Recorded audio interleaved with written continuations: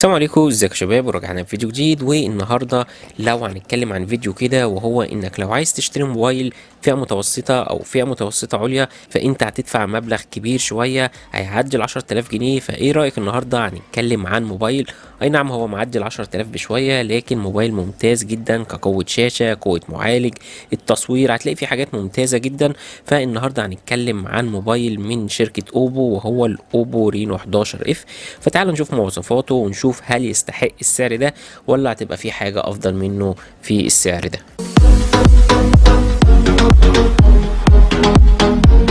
عايزين كل حاجة كده نقولها باختصار علشان يبقى فيديو خفيف. لو هنيجي كده نتكلم عن الملمس بتاعه والهيكل الخارجي، فالملمس بتاعه هنا هتحسه مش زي اي تليفون موجود، او مش زي اي بولي كربونات موجود في ظهر التليفون. لا، هنا الملمس بتاعه مش عارف اوصلها لك ازاي، بس انت عارف الملمس بتاع العوامة بتاعت البحر هي نفس الملمس كده. الملمس بتاعه ممتاز جدا، حتى الظهر بتاعه والتموجات اللي فيها، فالشكل هتحبه جدا. وعندك هنا شكل الكاميرات المختلف عن معظم التليفونات، يعني الظهر هيبقى معروف اللي ده الرينو 11 اف، وبالذات في اللون الازرق اللي معايا. طبعا هيبقى فيه اللون الاخضر، بس انا شايف اللون الازرق ده هيبقى مميز شويه عن اللون الاخضر. وللاسف هنا برضو مفيش منفذ ل 3.5 او للسماعات الخارجيه.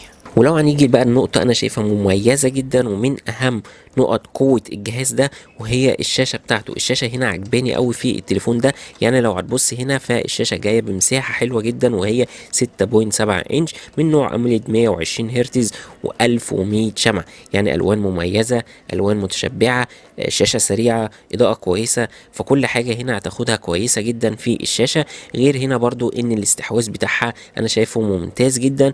ومش هننسى برضو البصمة بتاعتها سريعة، فكل حاجة كويسة جدا. فلو هنتكلم عن شاشة انت محتاجها، فانت مش هتحتاج حاجة تانية غير اللي موجودة في شاشة الرينو 11 اف. طبعا لحد دلوقتي انت شايف ان التليفون مية مية مفيهوش اي عيب، بس تعالى اصدك بعيب هيضايقك شوية، وهو هنا ان السماعات جاية مونو مش ستيريو، وده عيب موجود في التليفون بصراحة. ما ينفعش على الامكانيات دي كلها وتبقى سماعات مونو.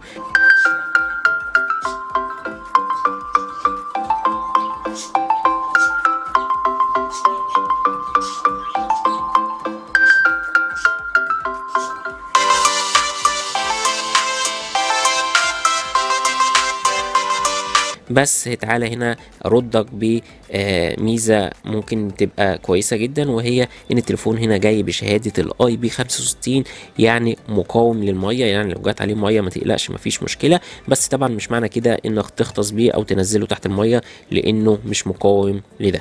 طب تعالى بقى اقول لك على حاجه حلوه، وهي اهم حاجه موجوده في اي تليفون بيتصنع، وهي العتاد الداخلي او قوة الجهاز.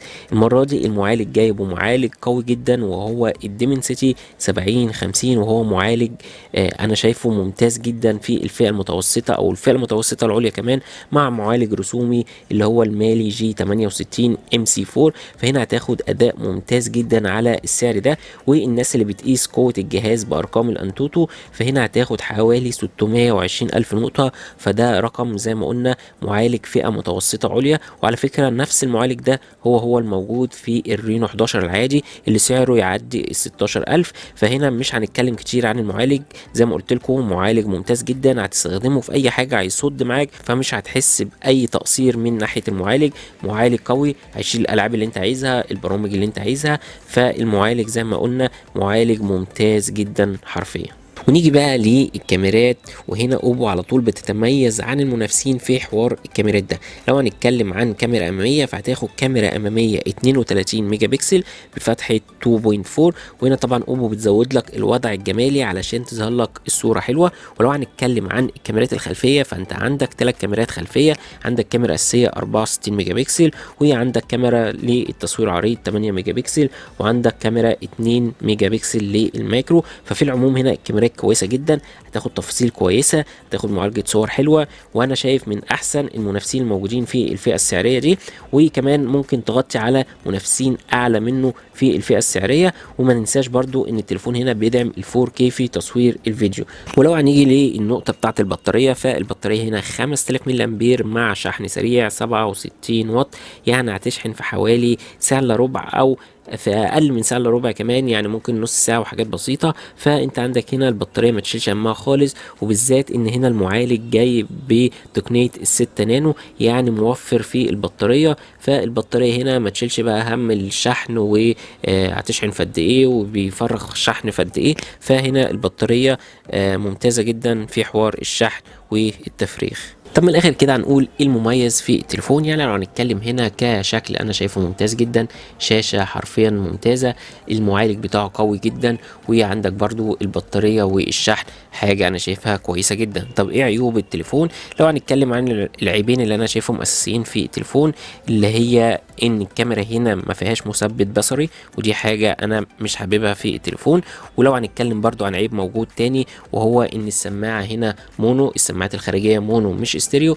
وحاجة بسيطة هي دلوقتي بقت في معظم التليفونات وهو مفيش ال 3.5، بس زي ما قلنا برضو في ناس لسه لحد دلوقتي بتحب اللي هي مخرج السماعات 3.5، فالتليفون مش متوفر فيه 3.5. ودي كانت مراجعة بسيطة للرينو 11 اف. لو عجبتكم ما تنساش الاشتراك، واشوفكم الفيديو الجاي. سلام.